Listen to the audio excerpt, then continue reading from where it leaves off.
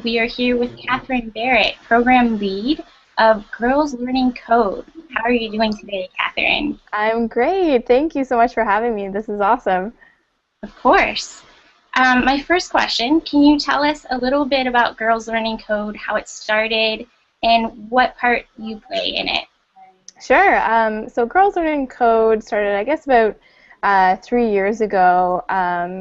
It was started by a group of ladies who started Ladies Learning Code, which offers workshops for adults to learn beginner level technology skills in a really social and collaborative way. So these workshops are sort of geared towards women who aren't necessarily in the tech industry, but have a lot of sort of interaction with tech people in their workplace. So people like developers or designers, and they're just looking to, I guess, know the jargon and realize what the people in the tech industry are doing for them in their workplace. So after Ladies Learning Code, we really wanted to see more of, like trying to close the gender gap with females in the tech industry, see more females taking career paths in technology, and we thought, well, why don't we start a little bit younger than adults? So we started Girls Learning Code. We first did a March break camp in March, obviously, and we had 40 girls between the ages of 8 and 13 attend this camp to learn all about web making, and so it was 5 days long, full days, and the girls were sort of working in teams with their age groups to develop really cool things for the web. Since then, we did a summer camp not long following the March break camp, and then we started running, just like Ladies Learning Code, weekend workshops on Saturdays and Sundays and PA days, about like just over, I can't even guess how many different topics, but we teach not just code, but also multimedia, hardware, and just really anything that it involves technology. So we've been doing that ever since, and it's really exciting. And my role within Girls Learning Code, so I'm the program lead. So Toronto is sort of where everything happened, and my job is to work with lead instructors, create content, sort of organize the workshops and the summer camps to be awesome, and be able to pass on all of that content and all of that really great, I guess, learning experience to the other chapters, the other Ladies Learning Code chapters all across Canada. So, yeah, that's what I do. Nice. What's your favorite part about being program lead? What are your favorite moments? Yeah, I definitely have a lot. So I actually started as a volunteer for Girls Learning Code when I was still in university. So I was mentoring at HTML and CSS workshops and a couple of other things like Ruby and multimedia, just really anything that I could sort of contribute to. So I was actually a volunteer, and I volunteered for about a year, and then came on as a higher role once I graduated university. And I would have to say, like, my first sort of experiences with Girls Learning Code, even though they're so long ago, they're still like some of my favorites. The girls are so smart. Like being able to work with them directly and mentor them and tell them, like, this is so cool. This is the coolest thing in the world. I think seeing them think that it's cool, it just makes me so happy. And being able to work with them like one-on-one and show them, maybe next steps or how to, envision a career in the tech industry is really awesome, because they look up to all, not just me, but all of our other mentors as sort of role models and like just, yeah, people who are paving the way for women in tech. So that's really cool.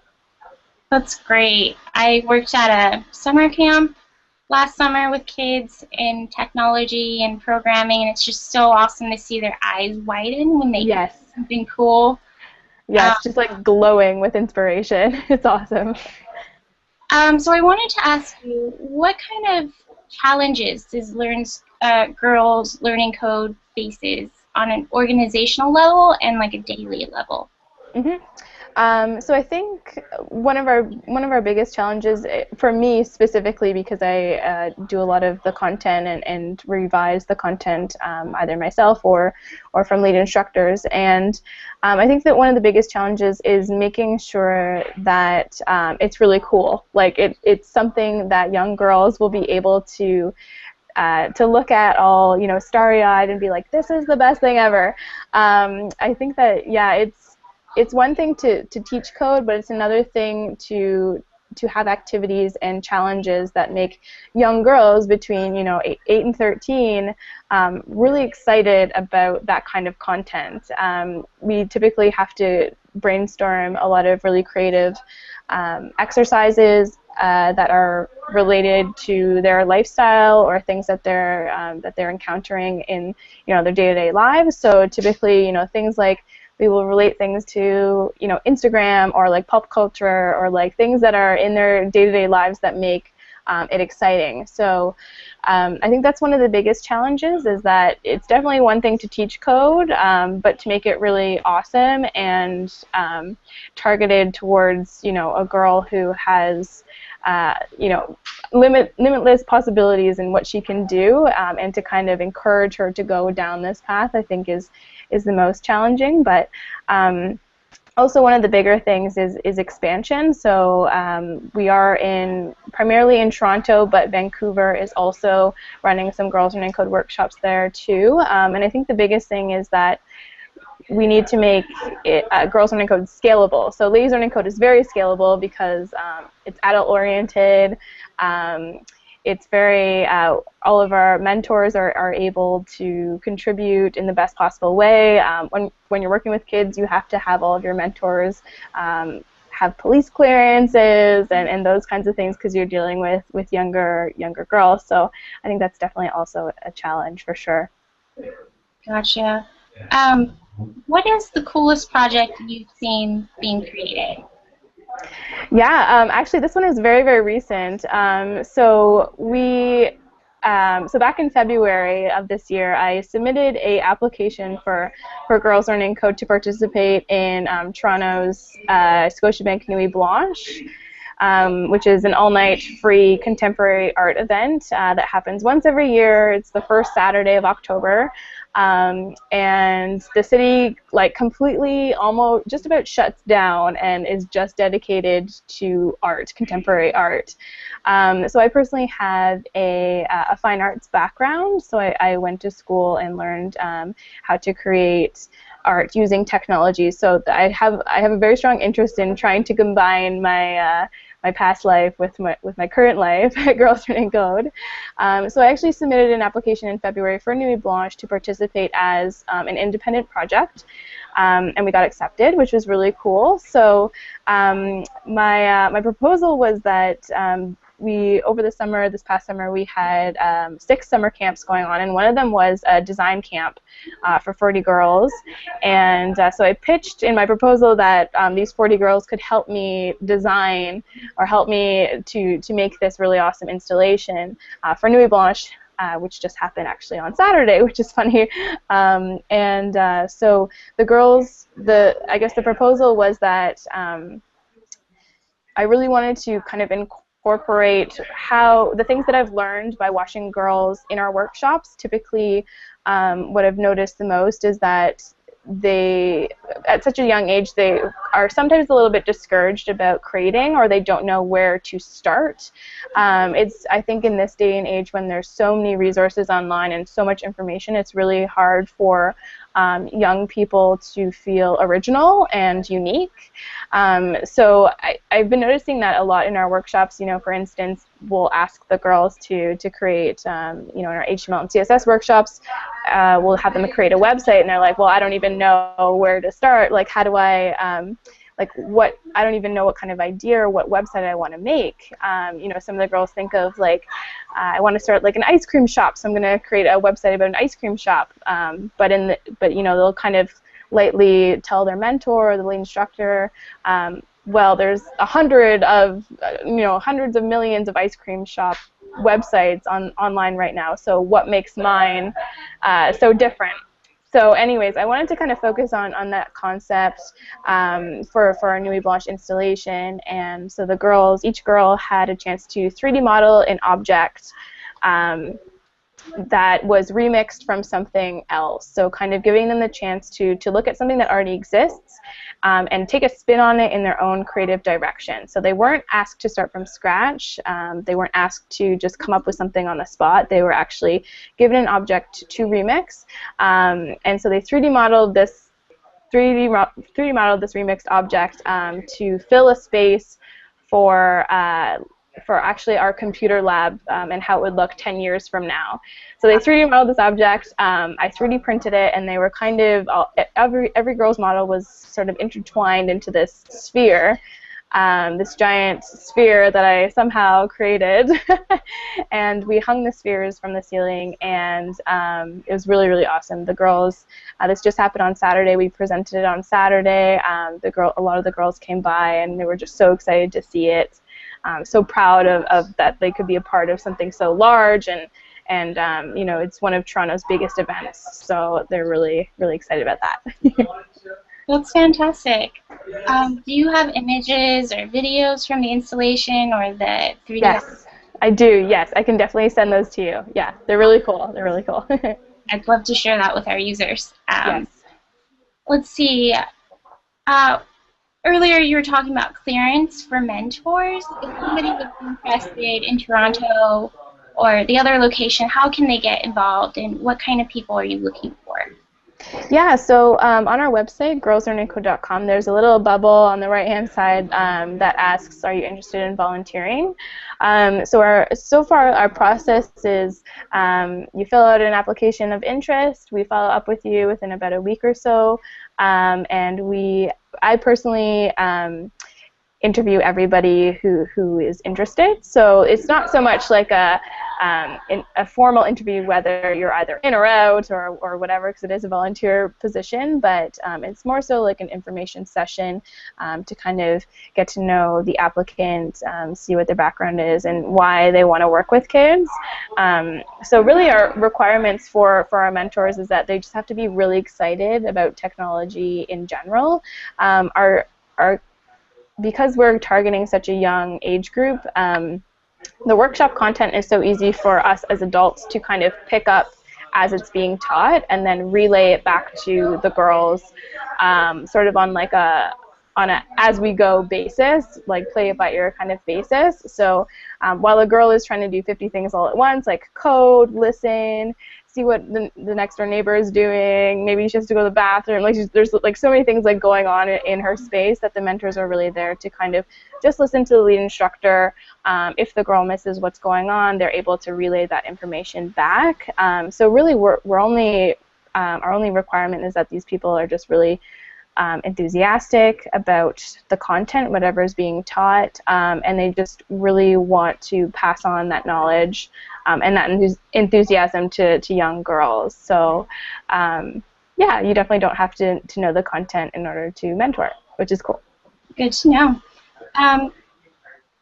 Is Girls Learning Code planning to expand? How would an interested city bring an event there? Yeah, totally. So Ladies Learning Code, so we have chapters in 19 cities across Canada. First and foremost, we would like to have Ladies Learning Code at least standard in that city. So for instance, if you're located in a city where there is no chapter, then you could contact Ladies Learning Code and say, hey, I want to start an LSE chapter there, what do I need to do? We'll get you set up with that. And with the experience of Ladies Learning Code comes the Girls Learning Code in however amount of time span is reasonable. So all of the chapters across Canada have experience teaching logistically putting together the adult workshops. So now that they have that experience, I think they're really interested in diving more into Girls Learning Code. So we're actually, for 2015, every single chapter across Canada will be running a total of 2 Girls Learning Code workshops per year, which is really, really awesome and something that is brand new. We're going to test it out and see how it goes. So far, some other chapters have been doing sort of parent and girl workshops. So where there might not be as many mentors available, or they're still in the very early stages, so they don't necessarily want to interview every single mentor, get the police clearance, get the all these different driver's license, all these different types of legal things. So they are offering parent and daughter workshops to kind of test the waters, see how things are going, and then from there they will start doing what we do here in Toronto. Gotcha. Other congratulations. That's amazing to hear. Thank you. What is there any other future plans for Girls Learning Code? You've reached so many sectors, multimedia, coding. What else can there be? Yeah, well, we have lots of exciting things coming up for 2015. We definitely one of our goals these past couple of years has been to really give teenage girls, a really great experience in technology, and sort of give them the standard layout of what a career path could actually look like. Typically for like the 8 to 13-year-olds, they're not necessarily thinking about careers. Maybe they have a rough idea, but it's pretty loose. For 13 to 16-year-old girls, it's much more, it's on their radar. They're in high school, they're thinking about options, and we want to be there through that process. So a lot of what we're working on is offering teenage girls the opportunity to come and have sort of we want to offer a program where girls can sort of ask questions, hear from really awesome female lead instructors or mentors who are kind of paving the way in their workplace for women in technology. And for these girls who are in high school and thinking about what to do after high school, we want to make sure that we're there and we're present and we're making an impact on their choices and also their journey. So we're hoping to do that. We're actually launching an after-school program in January for this age group, and we're really excited because I think that's definitely where we're going to see some really cool results. And we're expecting to have 20 girls attend, and it'll be sort of a January till May kind of program. So by the time May rolls around, hopefully they will be inspired to choose a tech career. Nice. I wanted to get your opinion. Do you believe that code literacy will be the new digital literacy? What are your thoughts on the future of education? That's a really hard question. I actually get asked that a lot. I think if anything, code and digital literacy will definitely be start to come out a little bit more than it is now. I think right now we're in this process of seeing the beginning and the little baby steps of educators having these aha moments and being like, yes, we need to teach this in our such and such class. So I think we're still very much in the early stages of it, but I can definitely see it being apparent in schools, in libraries, in other private institutions or places that offer workshops. I think it will definitely be something that will be everywhere, in my opinion. I think the future of education is really interesting to think about as well. I think that in most ways it'll be a lot more social and collaborative because of these digital tools and because of I think that coding is very social and should be very collaborative and shouldn't just be, like one person working in their basement in the wee hours of the night or the morning and doing it all by themselves. I think it really needs to be shown as like a very collaborative procedure. And I think that, especially in the younger elementary schools, that the teachers are starting to latch on to this idea. They're starting to latch on to, working with iPads, working with online tools that allow their classroom to be better and more connected. So I think that's really interesting. Google just released something recently called Classroom, which I think is fantastic. It's really interesting. If you want to check it out, it's really cool. And I'm just, kind of basing these thoughts off of what my elementary school experiences were like. And it was very, I found it thinking back on it now, to be more disconnected. Like you would go to class, you would listen to the teacher, they would assign you homework, you would take that homework home, you would work on the homework independently or sometimes with friends or your parents. You would take the homework back, the teacher would mark it, like end of story, you passed or you failed, right? And I think there's this really great opportunity for teachers to be more involved than just teaching and marking. I think there's like a journey to be seen in the classroom from a kid's, very beginning of learning a specific topic to the very end of learning a specific topic. There's definitely some interesting ways to evaluate progress, and hopefully that will be used very soon. Hopefully, because that's what I remember school being like, very Yes. separated. Great.